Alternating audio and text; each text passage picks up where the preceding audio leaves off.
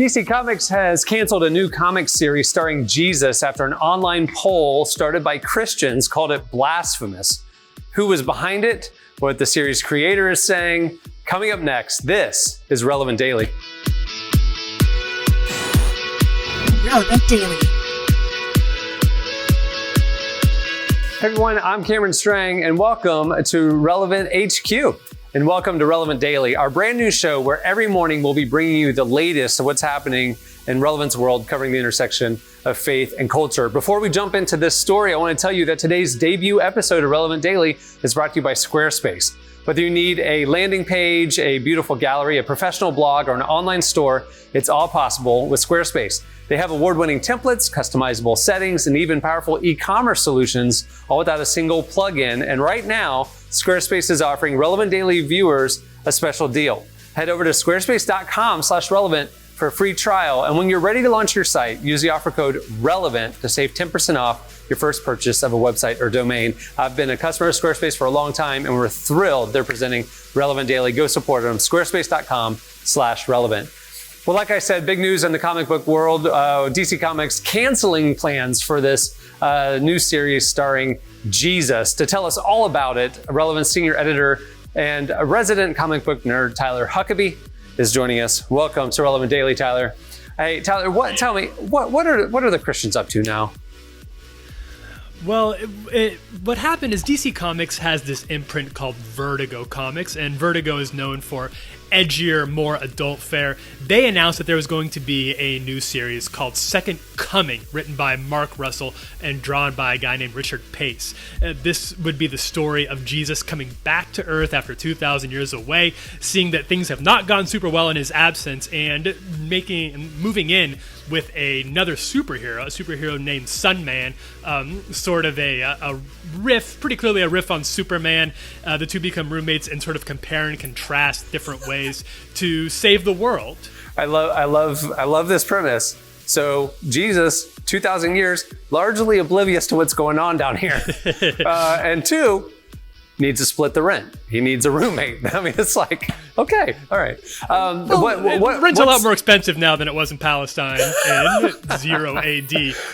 But we don't really get to see, that's like the basic premise that was explained to us and some of the advanced chatter about the issue. But before issue 1 even hit, a couple of Christians got very upset about the premise of the plot. An online petition started by Christians that got over 230,000 signatures. What? Attempted to force DC's hand to pull it from shelves before it even happened.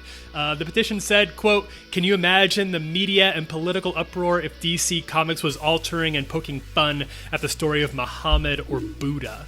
Has that ever happened? Has there been a major comic series tackle other religious figures? It's happened. I think it's important to remember that in Islam, any depiction of Muhammad is considered sacrilegious. Right. So most major companies have very wisely and sensitively stepped around that. But on the whole, yes, Marvel and DC have in the past depicted occasionally some religious figures. Vertigo itself, the imprint in question, has had stories with God in the past. And there's even right now in a book called Green Lantern, God is featured as an antagonist. So I'd say the premise of this article, that this is just some sort of unheard of travesty, doesn't really hold up. But the bigger and I think more important underlying assumption that this petition makes is that the series is trying to ridicule Jesus. It's sacrilegious because it wants to mock him. Which is an interesting premise to base something off of that you haven't actually read yet, obviously.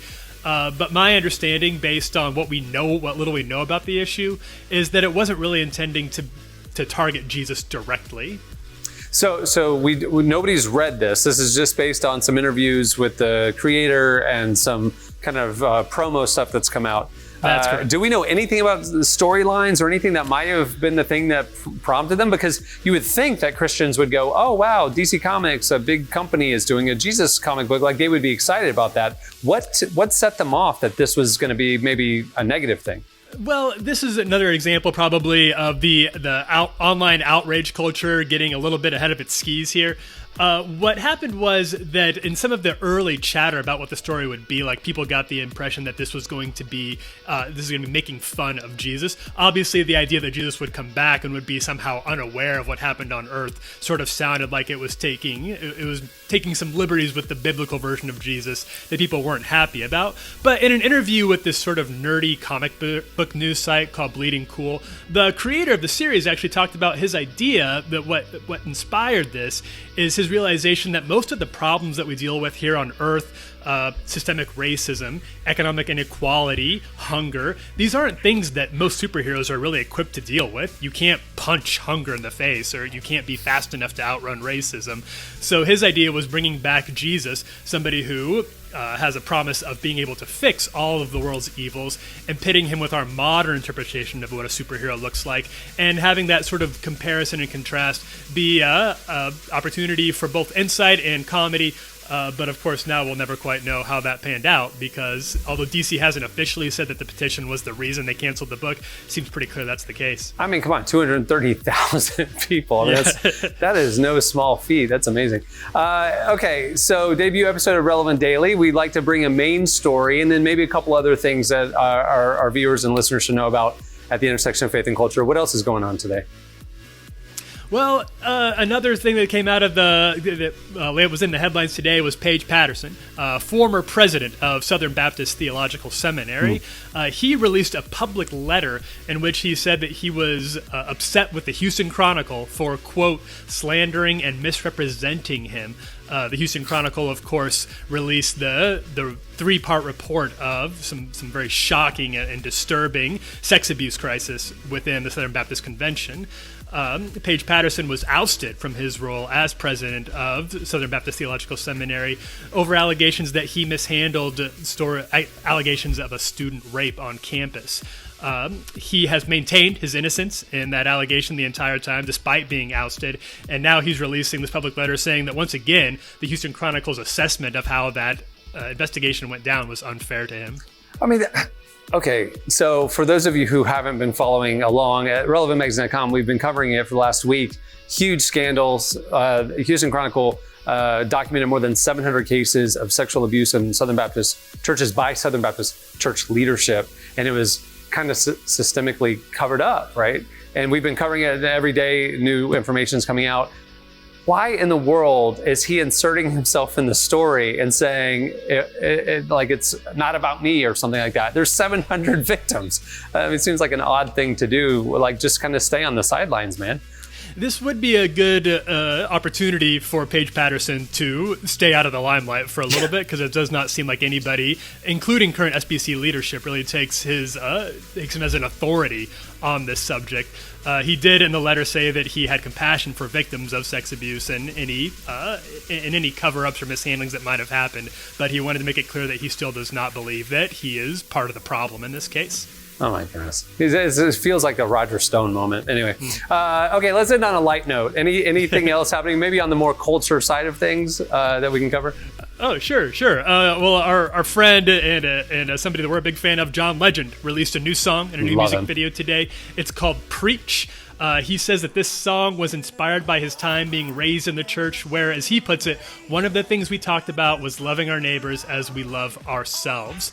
He's been teasing this video for a while. The song is about racial injustice, police brutality, and he encourages people who watch it to take a stand. At the end of the video, he encourages them to go to Free America, which is an organization that's committed to criminal justice reform. It's a great video. I encourage people to go watch it. Check it out on relevantmagazine.com.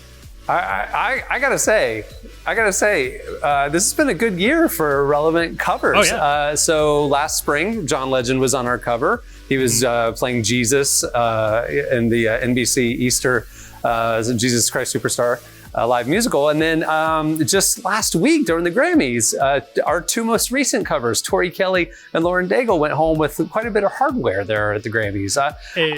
I don't know. It's an incredible accomplishment, and I don't want to take away from what they obviously did to rightfully earn that accomplishment. Yeah. But would it have happened without being on the cover of Relevant? I guess we just don't know. We'll never find out. That's amazing. All right. Well, hey, listen, Relevant Daily is going to be coming out to you every morning. Make sure to tune in where you're watching right now. Go ahead and subscribe and make sure to not miss an episode. And if you do miss an episode, this is an audio podcast as well. Catch it in your commute on the way to or from work, and keep your finger on the pulse of what's happening at the intersection of faith and culture. That's what we're going to be bringing to you every day. 10 minutes, you'll be in the know. Hey, follow along for more at relevantmagazine.com. Also follow us on social media at Relevant on Twitter, at Relevant Magazine on Instagram. Hey, thanks a lot, Tyler. And thank you to you for tuning in today. This is the debut of Relevant Daily. We'll see you tomorrow. Relevant Daily.